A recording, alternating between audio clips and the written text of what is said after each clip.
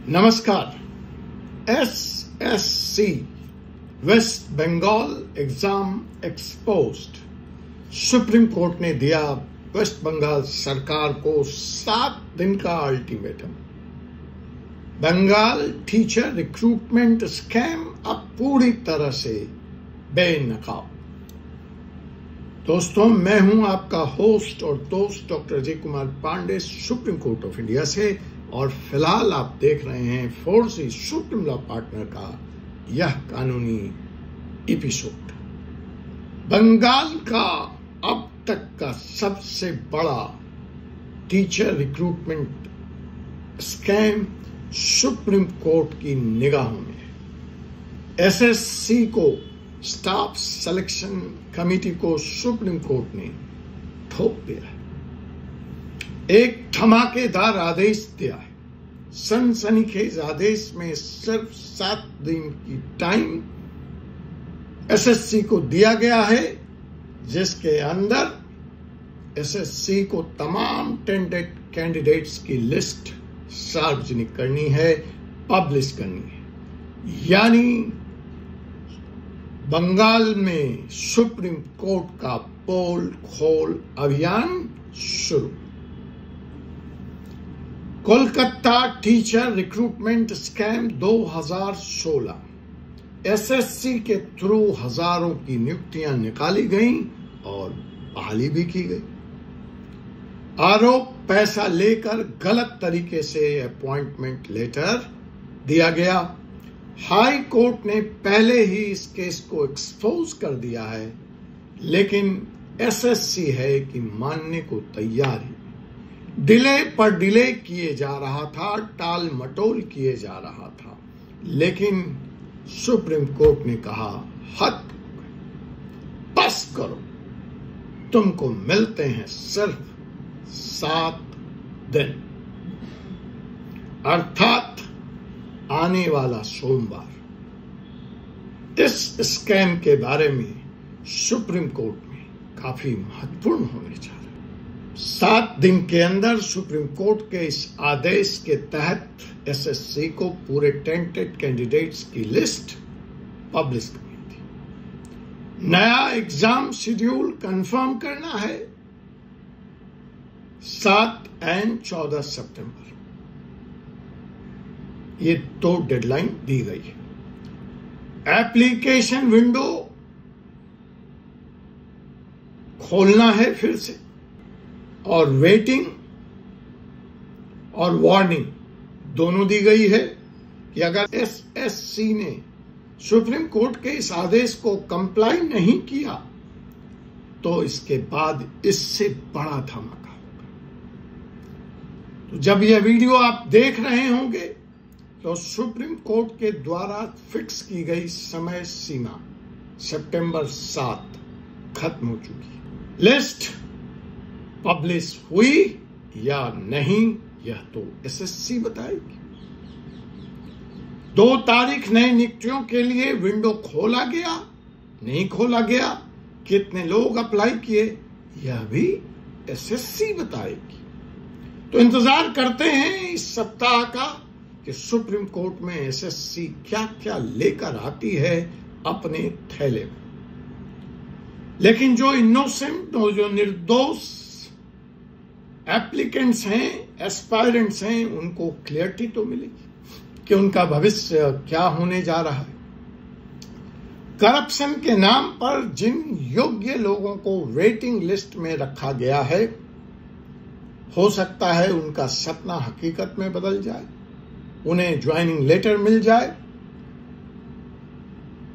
First time supreme Court ने national level पर बंगाल के करप्शन को उजागर करने का काम किया है। उसमें अकाउंटेबिलिटी के साथ खड़े होने का काम किया है। कंट्रोवर्सी क्या था ये SSC recruitment scam West Bengal का? कंट्रोवर्सी था कि एसएससी और स्टेट गवर्नमेंट आपस में मिल गई। पॉलिटिकल प्रोटेक्शन के तहत ये सारे रिक्रूटमेंट हुए।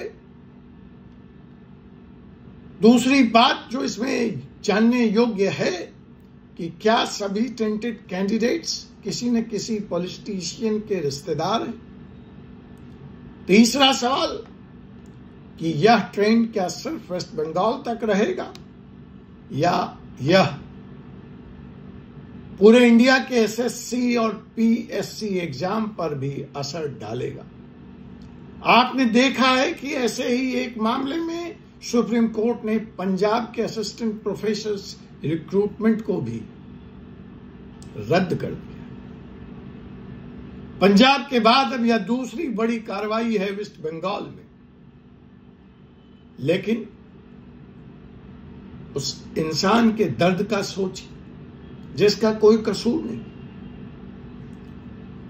जो 5-5 साल 6-6 साल कोचिंग में पैसे खर्च करके एग्जाम की तैयारी करता है, जो बचे खुचे पैसे होते हैं पढ़ाई के बाद वह भी लगा देता है, लेकिन रिजल्ट में क्या मिलता है? भ्रष्टाचार के लड्डू। पेरेंट्स की सेविंग्स, जमीन, मकान गिरवी रख दी जाती है, सब डूब जाता है, स्टूडेंट्स डिप्रेशन में चला जाता है। लेकिन शायद सुप्रीम कोर्ट का यह हस्तक्षेप उम्मीद की एक किरण जगा जाए ऐसे हताश निराश लोगों की जिंदगी में। एसएससी तो फिर से चाहेगा पूरे मामले पर लीपापोती करना, विलंब करना। क्या यह लिस्ट सच में निकलेगी? क्या टेंटेड कैंडिडेट्स भी कोर्ट में आकर अदालत के इस आदेश को चुनौती देंगे और स्टे लेने में सफल होंगे? क्या यह ऑर्डर पूरे बंगाल की राजनीति को हिला देने वाला है, खास करके जब बंगाल अब थोड़े समय के बाद बिहार के बाद चुनाव में जा रहा है? दोस्तों, बंगाल का एसएससी टीचर रिक्रूटमेंट स्कैम एक संकेत है, एक सिंबल है कि कैसे पैसा लेकर जॉब बेच दिया जाता है।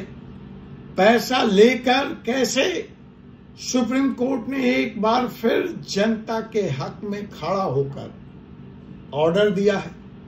लेकिन सवाल है वहीं कि क्या 7 दिन में वर्षों से काबिज करप्शन बेनकाब होगा या फिर कोई पॉलिटिकल सिस्टम एसएससी के इस करप्ट सिस्टम को बचा ले जाए। आप इस बारे में क्या सोचते हैं? कमेंट के माध्यम से मुझ तक अपनी बात पहुंचाइए, लाइक कीजिए, शेयर कीजिए और कमेंट तो जरूर करिएगा एसएससी स्कैम के बारे में आप क्या सोचते हैं। अगर आप बंगाल से हैं, अगर आप भी इस एग्जाम के एक्सपेरिमेंट हैं, तो अपना पूरा अनुभव कमेंट में लिखिए। चैनल को सब्सक्राइब कीजिए। यह फाइट अभी खत्म नहीं हुई है, शुरू हुई। मैं इस लड़ाई में आपके साथ एटलीस्ट सुप्रीम कोर्ट से अंत तक खड़ा हूं और खड़ा रहूंगा, और इस बारे में जो भी लेटेस्ट अपडेट होगा वह फोर्सेस सुप्रीम लॉ पार्टनर्स के इस चैनल पर लेकर आऊंगा। तो आप हमारे चैनल को लाइक कर लीजिए, सब्सक्राइब कर लीजिए और बेल आइकन बटन को दबा लीजिए, जहां आपको इस स्कैम से जुड़ी तमाम अपडेट्स और कानूनी जानकारी सबसे पहले मिलती रहे। जी हां, मैं हूं doctor Jay Kumar Pandey, advocate Supreme Court of India. आपसे पुनः मुलाकात होगी एक ऐसे ही विषय के साथ अगले एपिसोड में। तब तक के लिए मुझे अनुमति दीजिए। जय हिंद, जय भारत, जय हिंदुस्तान।